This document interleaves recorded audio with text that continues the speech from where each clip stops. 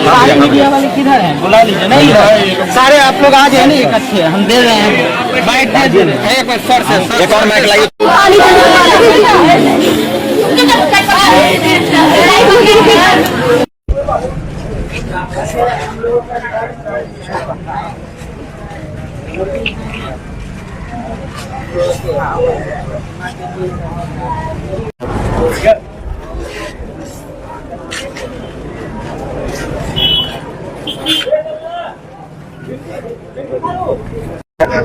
ऊपर अभी नहीं जाएंगे हम ऊपर नहीं जाएंगे भैया, हमको ऊपर नहीं भेजिए।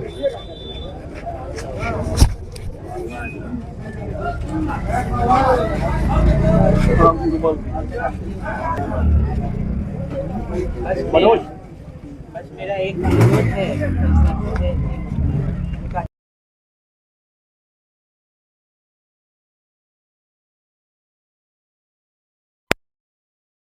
बात है हमारे अग्रज भाई की।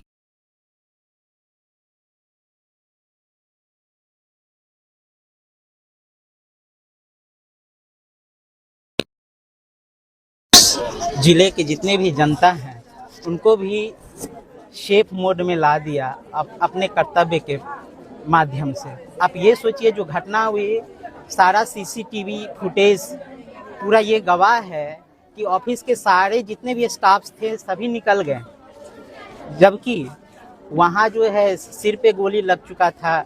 वहाँ के जो सभापति थे उनको सिर पे गोली लग चुका था, परंतु हमारे भाई जो कि कर्तव्य पथ पे अटल रहे और उन्होंने अकेला तीनों से निहत्था, तीनों के हाथ में बंदूक थे और 6 राउंड की गोलियां थी। एक तरफ हमारा अकेला भाई वो दोनों से लड़ता रहा। उनके लिए मैं एक बार पुनः श्रद्धांजलि अर्पित करता हूं। साथ साथ मैं, आप लोग शायद मीडिया बंधु हैं, इस देश के चतुर्थ स्तंभ हैं, आप लोगों से बना है ये स्तंभ। हम चाहेंगे कि उनको एक शहीद का दर्जा दिलाने का कार्य करे, ये आप लोगों का कार्य है।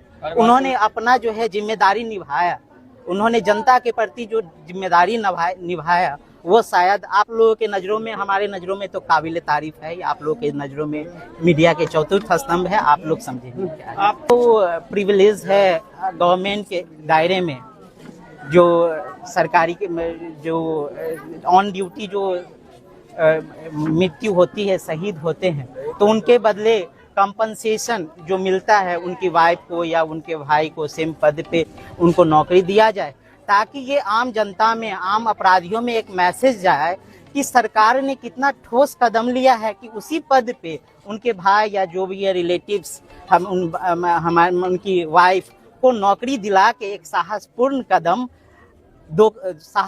कदम बढ़ाया है। चलिए, जो घटना हुआ है वो बहुत दुखद घटना है। साथ साथ ये मधुबनी के ही कार्यपालक पदाधिकारी थे, तो बहुत दुर्भाग्यपूर्ण बात इसलिए है कि हमारे ही शहर से सुल्तानगंज गए थे और वहाँ जो है नगर परिषद में काम करते थे। ये घटना तो दुखद है, लेकिन प्रशासन भी बहुत अच्छा रोल, 12 घंटे के अंदर उनको अरेस्ट करके और उनको भी काउंटर किया गया। और उसमें जो है कोई यादव जी थे, वो भी नहीं रहे, डिप्टी चेयरमैन के पति थे। हाँ, तो जैसे को तैसा तो मिला, लेकिन अपराध जो बढ़ रहा है, प्रशासन जगे हुए हैं, प्रशासन काम कर रहा है। अब कभी कभी तो ऐसा घटना संजोग मत समझिए, ये दुर्भाग्य था। और हमारे मधुबनी जिला के ही नगर निगम के ही क्षेत्र के कार्यपालक पदाधिकारी थे, तो ये बहुत दुखद घटना है और इसको अच्छा से संज्ञान भी लिया जाएगा और उसके लिए हम लोग संघर्ष भी करेंगे। पटना में एक बैठक करके भी, वहाँ भी हम लोग सब नगर परिषद के हो, नगर पालिका हो, नगर निगम हो, सब लोग जा करके यह आवाज को बुलंदी के तहत उठाएंगे और अच्छा से अच्छा जो निर्णय सरकार का होगा उसको सरकार भी पालन करके अगला को जो नुकसान हुआ है वो तो पूरा नहीं हो सकता है, फिर भी जहाँ तक जो हो सके वो किया जाए। बड़ा दुख का पल है जो हमारे सुल्तानगंज के कार्यपालक पदाधिकारी स्वर्गीय कृष्णभूषण कुमार जी की जो असामयिक, इसको हम लोग एक शहादत के रूप में देखते हैं, क्योंकि जो साहस और कर्तव्य निष्ठा का उन्होंने परिचय दिया वो हम सबके लिए एक मिसाल है। और जितने लोग भी सेवा में हैं हम सभी के लिए वो मिसाल है। उनकी इसी बहादुरी का सम्मान करते हुए माननीय मुख्यमंत्री महोदय ने 25 लाख रुपए का देने की घोषणा की, जो हम लोग अभी उनकी धर्मपत्नी को दिए हैं। और उनके इसी साहस को सम्मान देते हुए राजकीय सम्मान के तहत जो है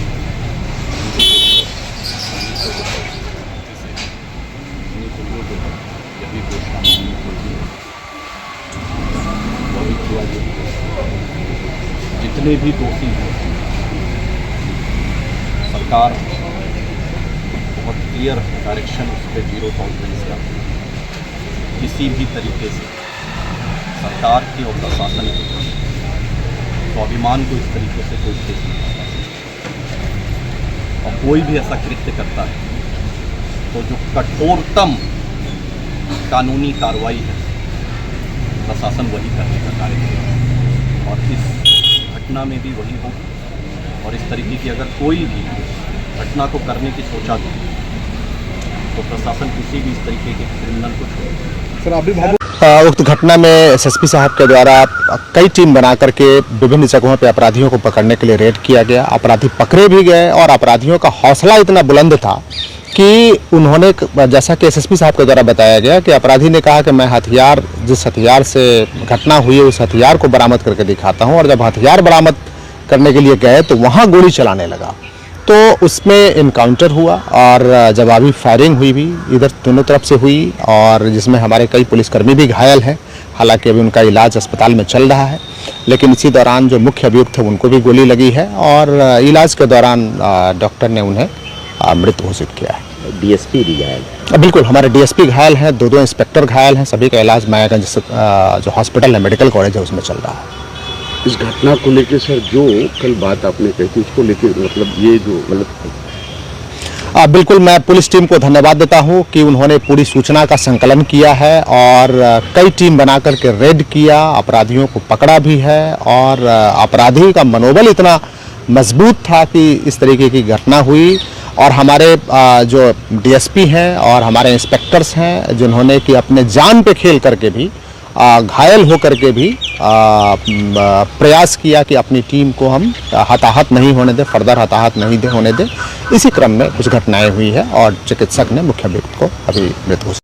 कल दिनांक 28 अप्रैल को एक दुखद घटना घटी सुल्तानगंज थाना क्षेत्र में, जहां पे 3 अपराधकर्मी ये नगर परिषद के कार्यालय पहुंचते हैं और कुछ आपसी पुरानी रंजिश की बदौलत जो घटना में पता चला कुछ चीज़ें तहकीकात में, और वहां पर पहुंचते हैं उनके कार्यालय में। और कार्यालय में पहुंचने के बाद जो नगर परिषद चेयरमैन राजकुमार गुड्डू जी हैं उनको जो है उनके ऊपर फायरिंग करते हैं। और उसी दौरान हमारे एक जो जाबाज कार्यपालक पदाधिकारी थे उन्होंने उसमें बीच बचाव करने की रोकने की कोशिश की और उसी दौरान जो है उनको भी गोलियां लगती हैं। अभियुक्तों ने उनके ऊपर भी गोलियां चलाई और वो घायल हो जाते हैं। और कुछ देर बाद जो है दुखद घटना घटती है कि हमारे कार्यपालक पदाधिकारी की जो है मृत्यु हो जाती है।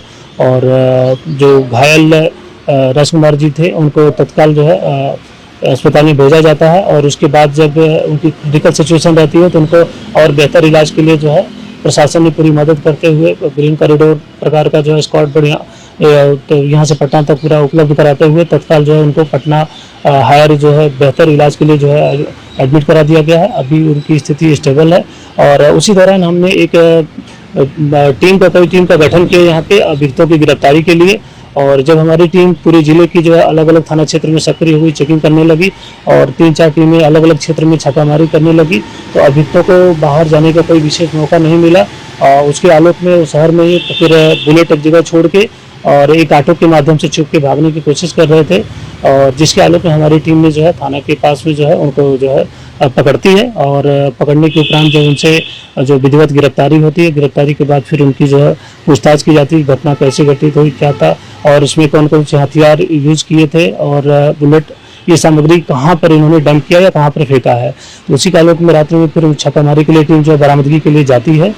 जो मुख्य अभियुक्त था रामधनी यादव, उसको लेकर जो है उसकी निशानदेही पे जब बरामदगी के लिए जाती है तो पहले से कुख्यात था, एक अधिकारी को इधर मार ही चुका था और उसका पहले भी कुख्यात रहा है, और बोला जाता है कि पहले भी किसी की सर काट के जो है लेके थाने चला गया था, जिसमें वो कई साल जेल में भी रहा था। तो काफ़ी मनबड़ू किस्म का था। और जैसे हमारी टीम रात्रि का समय अंधेरे का रहता है और ग्रामीण क्षेत्र में जाती है जहाँ पर ले जाता है, और उसी दौरान हम लोगों को ये पता नहीं रहता है कि उसके अज्ञात कुछ अपराधकर्मी भी वहाँ पर शायद उसका पीछा कर रहे थे, क्योंकि उसके संगी साथी अपराधकर्मियों में काफ़ी हैं। तो तब उन्होंने जो है पुलिस से जो है उसी समय फायरिंग कर दी, और जो मौके का फायदा उठा के जो है जो अभियुक्त था रामधनी, इसने भी पुलिस से फायरिंग की, और जिसके आलोक में जो हथियार इसने रिकवर कराने गया था उससे फायरिंग की, और उसमें जो पुलिस के हमारे कई कर्मी गिर गए और उन्होंने तुरंत जो है रिटेलिएशन में फायरिंग की, जो है अपना सेल्फ डिफेंस में। इस सेल्फ डिफेंस की जो फायरिंग हुई, इसके आलोक में जो अपराधकर्मी था ये रामधनी यादव, उसको भी गोली लगती है। हमारे पुलिस कर्मियों को भी 3, एक डीएसपी नवनीत और 2 इंस्पेक्टर को जो है गोली लगती है, और तत्काल फिर हम लोग जैसे सूचना प्राप्त होती है हमने उनको अस्पताल में यहाँ पर भर्ती कराया लाके मायागंज अस्पताल में, और आगे जो डॉक्टरों की टीम थी तुरंत उसमें इलाज करने के लिए भी लग गई। लेकिन कुछ देर बाद डॉक्टरों की टीम जो अभियुक्त था जो रामधनी यादव, उसको मृत घोषित कर दिया, और साथ में जो हमारी जो टीम है जो तीनों पुलिस है उनको बेहतर इलाज के लिए हम लोगों ने वहाँ पर व्यवस्था सुनिश्चित कराई है। तो इस तरीके से ये एक घटना घटी।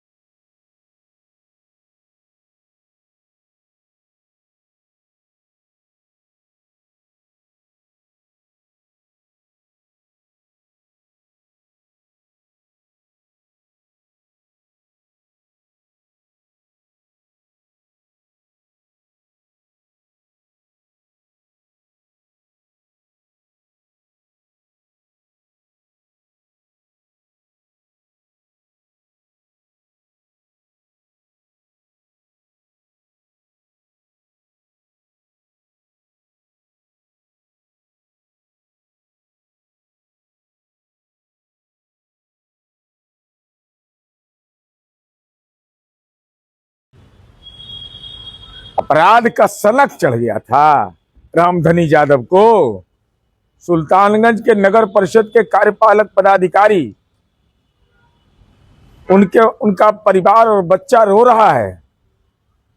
लोकतंत्र में जनता की अदालत से चुने गए सभापति, उन पर गोलियों की बौछार करना कानून का राज है। अभी तक तो पैर में गोली लग रही थी, पुलिस पर हमला करने की कोशिश किया तो कलेजा पर फटाफट गोली। अपराध करोगे तो कड़ा अंजाम ही नहीं होगा, बल्कि मुकम्मल ऐसी कार्रवाई होगी कि तिहाड़ नजीर के रूप में अब देख रहा है।